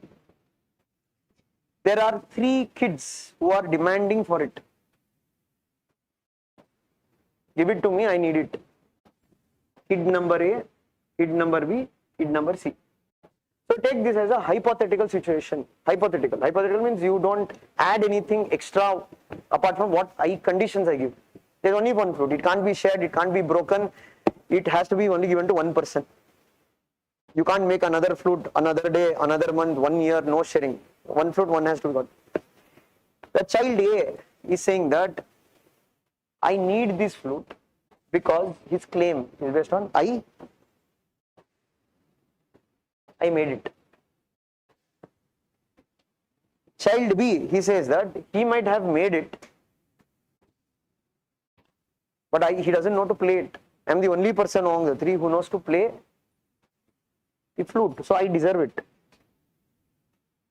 C says that he knows how to play, he knows how to make. I don't have anything in life. The only one thing I can hold on to in my life is this flute. I found it, so please give it to me. Whom will you give the flute? Now he is telling is C. But what about A and B? Because he has made it, he has worked hard for it. I told no condition, you can't. No, he doesn't want to choose. Why? Okay, he told B, purpose is served. Mainly, purpose should be served. Maximum good for maximum number of people. Utilitarianism, right? Means it will benefit, sir, he can play it. Let us go by his own fairness, okay? One more case study for you now. So let us think you are a train operator.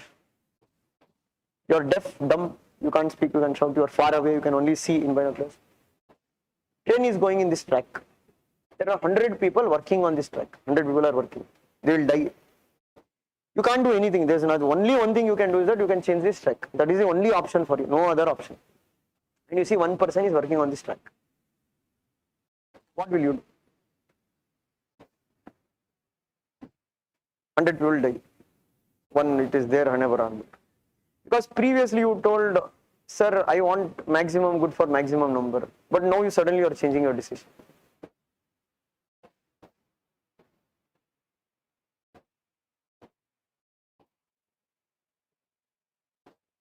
Previously you only told, sir, I'll give the flute to this fellow. Why? Because that is maximum good for maximum. No? But here he is refusing to say that, no, sir, I will save 100 and ready to kill one.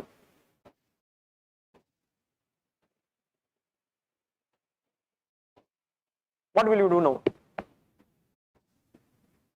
I'm giving you an option to change your decision. But you are killing 100 now.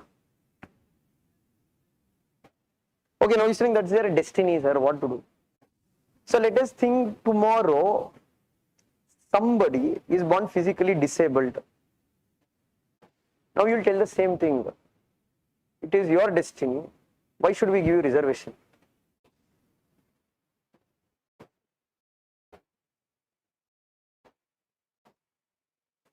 Now we will give you a chance to change your decision.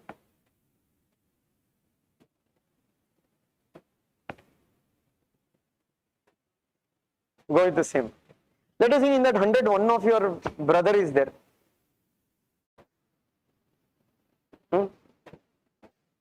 1% is your brother who is there. You'll go with, you'll kill 100 to save 1. So, do you think that was fair? But you told you have to be fair now. You're in mind. So, let us think you have a choice. You have a choice to make a decision where you can save 100 people or you can save 1 people. So, what is the logical decision you're going to make? You have to save 100 because that 100, they have family dependent on them, etc. But it is not as simple as that. Okay, let us think because he was different, because usually everybody will tell 100 is going to save. But let us go by the same logic of you are going to save 100. Again, let us reverse the case. Now, he told he'll save 100, kill 1. Now, let us think you are a district collector of a particular district. In one of your district, there is a school. From the school, you have received complaint from 90% of the parents of children who are going to that school, saying that they are not going to send their children to the school because they have a problem with the cook who is cooking the midday meal program. You remove her, then we will send. If you don't remove her, the school will close down. This will affect the remaining 10%. You will make your investigation that what is the problem that has happened. So your investigation shows that the problem lies, why these people are refusing that cook, is that she is a Dalit woman. And most of them here, 90%, they are all upper caste. That is why they have come to you. Now what will be your decision here?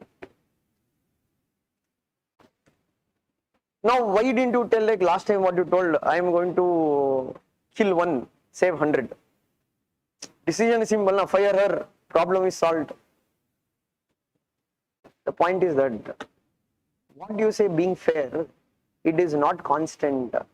Being fair changes from circumstances to circumstances, and that is this entire thing you will understand when you read political science, because Amartya Sen, he questioned John Rawls because John Rawls had described justice as a procedure.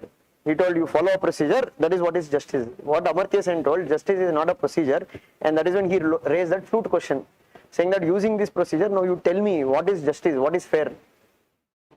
So he told being fair is not a procedure, it is not a procedure that you follow. It is action based on the given situation. And that is what this Amartya Sen, he said was that the idea of justice, when you translate into Indian language, he says there are 2 words that will come to your mind, Niti and Nyaya. And he told Rawls is confused. He is equating both Niti and Nyaya as one and same. He says Niti is different, Nyaya is different. Niti is more procedure, Nyaya is more action oriented. And to explain his case, he'll use Mahabharata and the Bhagavad Gita, the conversation between Krishna and Arjuna, because Arjuna will be not ready to fight. He'll be under a moral crisis, saying that should I fight because I'm fighting my own teacher, I'm fighting my own brothers. But that he says here, don't look at the procedure, just look at the outcome. And that is where he says dharma is more important than niti, and that is why he says you have to fight. So that context he gives here and says that justice cannot be merely a procedure. So that's why I said when you look into the idea of justice, it is very broad. It is not as simple as you see in constitution or etc. In constitution in India, you will read one angle of justice. Understood? So why do we have a judiciary? Because you need a judiciary to interpret. Why they need to interpret? Because you can have your own case. For example, Sabrimala case. On one angle, you have the temple authority saying that no, it is our right to follow our traditions and custom guaranteed by the same constitution in Article 26. But you have other sections, certain women who argue that it is also my right as an individual. So there is a conflict between social morality and constitutional morality. Now it is for the court to decide, judges to decide what is fair. You understand? That's what I told. being fair is not so easy. Being fair is not simple as just following a procedure. Simple example, why we say fairness is not just a procedure. You use the same procedure everywhere. For example, in India, the Sikhs are allowed to wear turban even when they are serving in the military. Muslims are not allowed to wear their skull cap. Why? Because the court has a different interpretation. It's a different context. That is when you read about doctrine of essential religious practices. Understood? So that is what you will be reading in this topic, that understanding what is the idea of justice. And then you have theories of state. Meaning here simple. Basic idea you already know. State means it has 4 elements. But we'll go much more deeper here. Deeper means how this state came into being. First of all, from where the state came. There are some theories which say it is natural. There are some theories which say it is mechanical, means created by humans. Then you also have to read into what is the purpose of this state. What state has to do? See, why I told these 2 topics is there now. This Western political thought, Indian political thought. Indian political thought you can read later also, this political ideology. If you know these 2 topics, rest is only repetition. Here, liberal theory of state, neoliberal theory of state, Marxist theory of state, pluralist theory of state. Means if you have read that ideology, already you know what is their view of the state. Liberal theory means it's a capitalist state. What is the function of the state here? Minimal functions, policing functions. If you look at the Marxist theory of state, okay, if you go into core Marxism, it says that state is only not required. Stateless, classless society. If you go for a socialist state, it speaks about welfare state, what we have in India, where state performs welfare functions. So understood? So we are looking at the idea of state from different, again, what is it? Perspectives. And this is what we call as last part, political approaches. Means what are the different ways we can understand politics. There is historical approach. What do you mean by historical approach? Simple to understand. Let us take Indian Constitution, study of Indian Constitution. You can study Indian Constitution in multiple ways. One is historical approach, means what? Now you are trying to understand how historical factors have shaped the Indian Constitution. So when you mean historical approach to politics, you are looking at the connection between history and politics. Then you have legal aspect of politics, means you are looking at the legal aspects within the Indian Constitution. Institutional aspect of politics, judiciary, parliament, these are all Election Commission of India, these are all institutions. Then you have something called as modern approaches, political economy, political sociology, behavioralism, post-behavioralism. Means these are all approaches to new way of understanding politics that emerged after the Second World War. Why? Because after Second World War, what happened? Many of the third world countries, what we call as India, Pakistan, African countries, they all became independent. Now, scholars who were there, they felt it difficult to understand the politics in these countries, how they were analyzing the Western countries. Why? Because the politics in West and politics in here are very different. Simple example, na? So let us think my sister-in-law, she's from Finland. She's Finland, she's Finnish. So she'll be telling in her country, Prime Minister, you can go aram se speak to him when he's walking on the road. And my brother-in-law once he told, because he's from India, when he had gone to Finland. So one day one fellow was distributing a pamphlet, only one fellow standing at railway station. Who was he? He was the finance minister of Finland. He was contesting election again and he was distributing pamphlet. But you look at India, now recent West Bengal election, Tamil Nadu election, you have a big gang people who go everywhere, roam around. Why? Because their political culture is different, our political culture is different. So that is why now they felt we need to bring newer methods to understand politics, because you cannot use the old approaches to understand the approaches. That is why you say traditional approach, modern approach. This holistically is what is there in your PSIR paper 1 part A. Got a simple idea that I have not gone into depth, but I have just given you a framework that what exactly you can expect to read in this particular subject. And as I told, see here, that's what I told. Scoring. Now many people tell, sir, is it scoring? See, scoring, not scoring depends upon your individual effort. So I am not a person who will, just for admissions, will tell you take political science, you will get off pakka 300, 100% my guarantee. No. Don't take it on those things. You can score 300 if you have the capacity in it, if you work towards it. You understand? That's the case with every option. There is no option say that in this option you can't score. In every optional you can score. But do you know how to score in that optional? It's not the other way around. An optional does not score for you. You have to score in that optional.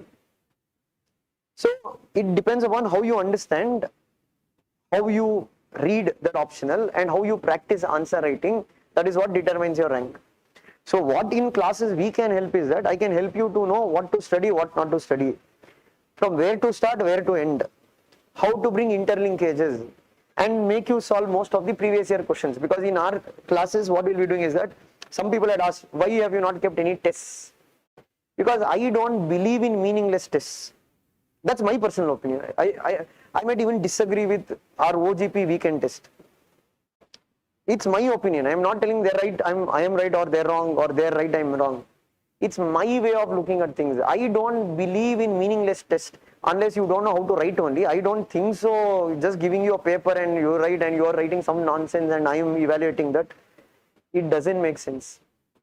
So here the idea is to make you write PYQs throughout the course, meaning that at least to start with from 2013 to 2025. The previous year on those subjects. So that is my duty to make you write. As I told for your batch, what I have decided to make groups of 3-4 people, it's fine. If you can make a group among yourself, it's good.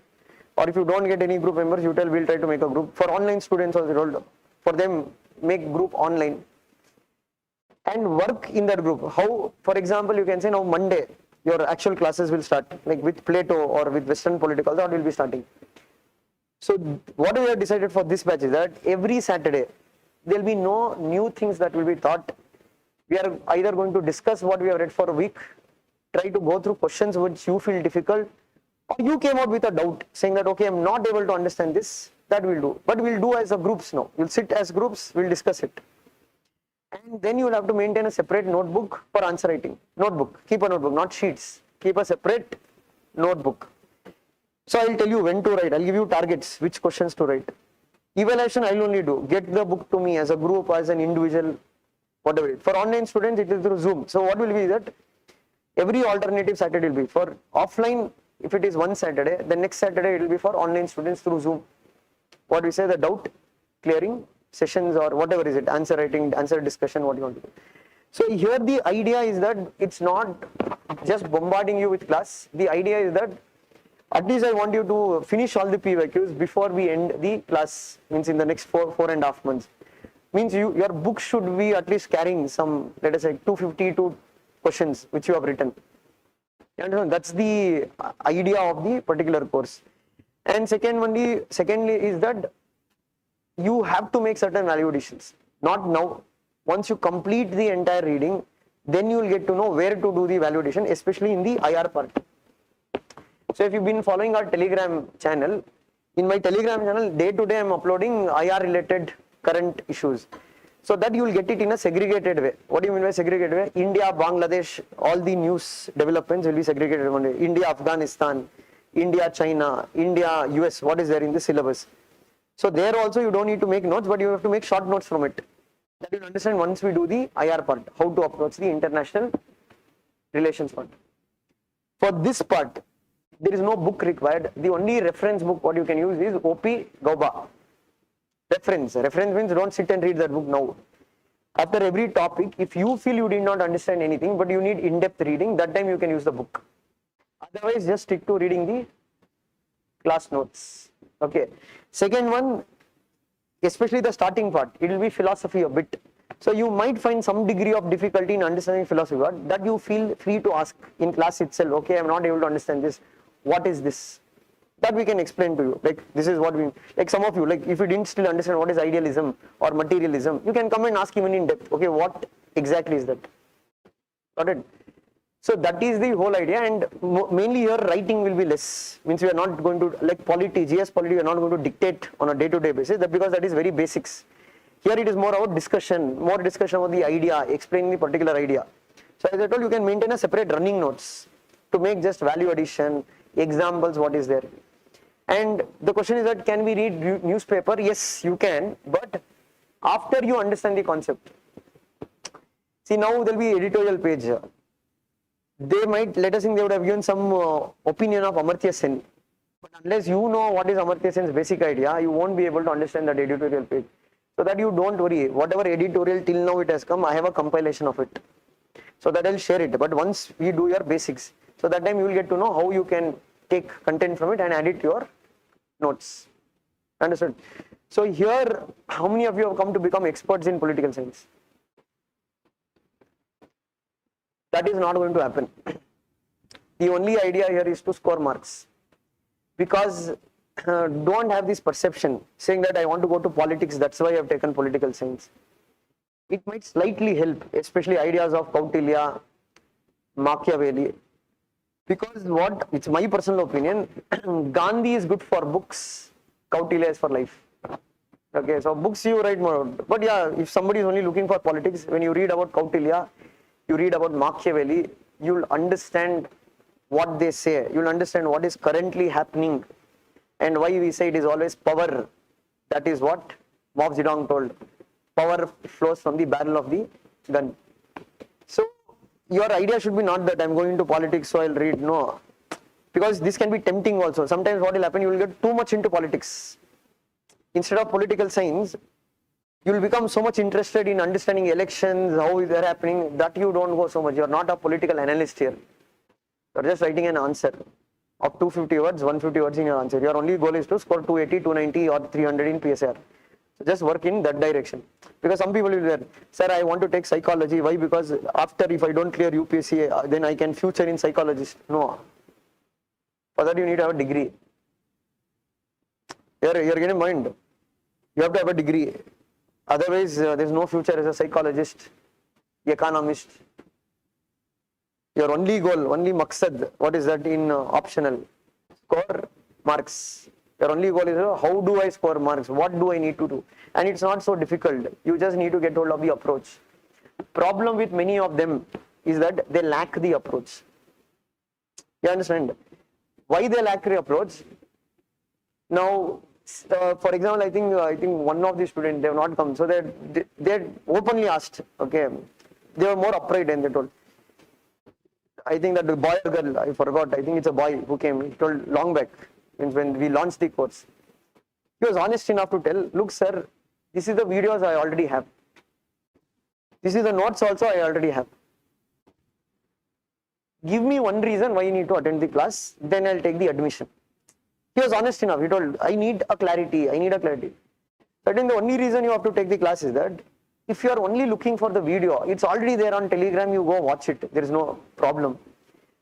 Why? Because what many believe is that there will be 1 in 1,000 who are very smart. They'll be very good. For them, classes is not required. They can manage with what notes in the market. They'll be very smart in that. You can't say for everybody that is the case unless you write answers, unless you get a feedback, unless you go through mentorship. So the fees what you are paying is not for the class, for the mentorship. If you don't utilize mentorship, that is your loss. That's not my loss, because then there's no difference between you and a 500 rupees fellow who is watching on Telegram, because he'll also watch video. So that's why I told here the idea of why you have joined is to understand about how to get marks, writing answers regularly and regularly coming for mentorship. If you don't come, that is your loss. And that's why we told, that's what even I told in GS classes, mentorship is mainly what in insights it's working. That is why you are paying. Then there's no need for you then to come to class and take. You can directly go from market, take a book, read. I'm not telling you won't pass. I'm telling it's not that it's everybody's cup of tea also. So you're telling, sir, then you're telling everybody should class? No. If somebody who knows the subject very well, somebody who knows already how to write the answer, why do you waste money on the class? You just go through some test series or etc. But let us think you don't understand the concept, you don't know how to build it. Build it in the sense I told, no, we are starting from here. We didn't starting from the topic 1. So that's why I told here, if you don't write answers, that's why I'm telling you, you have to write answers. Like previous batch also, many people, they don't write answer only. They'll come, listen to class, they go back. That's what I want to change. This time you will have to write. It's a must. PYQs, but I'll tell when to start. And regularly you have to write. See, initially there will be criticism of how you are writing. That you don't take it negatively. We are only criticizing for your improvement. If you want just me to praise, falsely I can praise. Neither you will pass, neither there will be benefit for me. Why? Because again you can say what people at the end they look for. Simple result. Even now why you have joined here, plain and simple, because in test series we got so much result. If I had not got one single result, I don't know, for me other option is only better. How can I trust this fellow? So obviously the point is that to get a rank, it's beyond a class. You have to do a lot of work in terms of what? Writing answers, getting feedback, doing peer group review. So class will be at 7:30. You can come at 7 o'clock as a group, discuss some topics what you want to write. Because that is one good thing some people in the previous batch they were doing, at least towards the end. They used to come half an hour before the class and they used to write a lot of answers, discuss, brainstorm, and that they're continuing now. Funny, 5 of them. That's good, because in a class of 100, at least 5 of them are doing it. That's why I told, if you do it more, even you will feel motivated to read this subject, you will feel motivated to come to class, you will feel motivated to connect with your fellow members, etc. Otherwise, it will be reduced to what? You sitting and just listening to class and just taking down, there is no end to it. Got it? So that's why I told, this time our goal is not only from test series, we have to produce ranks from our classroom only. For that, you will have to work a lot more than just listening to. Got it? So this is where we'll end with it. In Monday, we'll start with part A, and towards the end I'll give you an overview of also part B, means paper 1 part B what is there. Okay, but we'll be starting with part A on Monday. So notes will be uploaded on the portal, so download and get it. If you want Plato's notes, you can add there itself, or if you want to read earlier, you can just read and come to the class, so that will be also good. But we'll be starting with a basic idea, means we are starting with what is political theory, what is political thought, what is politics, what is the difference between political science and political philosophy. This is the first part, what we'll be doing before we go into reading Plato. Got it? So any doubt? Anybody has any doubt? Anything which you have not understood, or you have any doubt regarding the subject? And regarding NCERT, if you read NCERT, it is always good. Already I had posted the NCERT books in the group itself. So if you have read those NCERT books, it is always good, because your basics will be always under. And that's no hurry that you have to read within the given time. You read slowly only, because since the classes will be going on, you can read NCERT along with it. But reading it is very, very important for the exam. Got it? So any other doubt? So class will be usually here only. So it in the group only they'll inform where the class will be, and timings will be 7:30 to 10 or 9:30, 9:45. And I'll need around 4 to 4.5 months to complete the syllabus. Or sometimes because of one unforeseen circumstances, it might extend up to 5 months. But yeah, usually we'll try to wrap up it in 4 to 4.5 months. Because for your batch, all the notes is ready. Because for last batch, we had dictated in starting. Why? Because that was an updated notes. So their notes, it has been already scanned. So for you, there is not so much of writing. It's only that you have to listen to the class and make some value additions wherever it is required. Got it? And regularly on Telegram channel also keep an eye on the articles, value addition notes. Because newspaper, some very good article will come that I would have made value addition. So that you add it into your notes, segregate it. Means it's related to Plato, you take a printout of it and add it into your Plato related notes. Got it?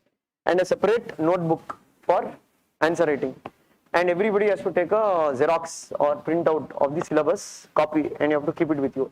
And buy a question paper bank. Question bank, chronicles, many are there in the market. So keep a topic wise question bank, so that will be useful to get to know how many questions we have solved. Got it?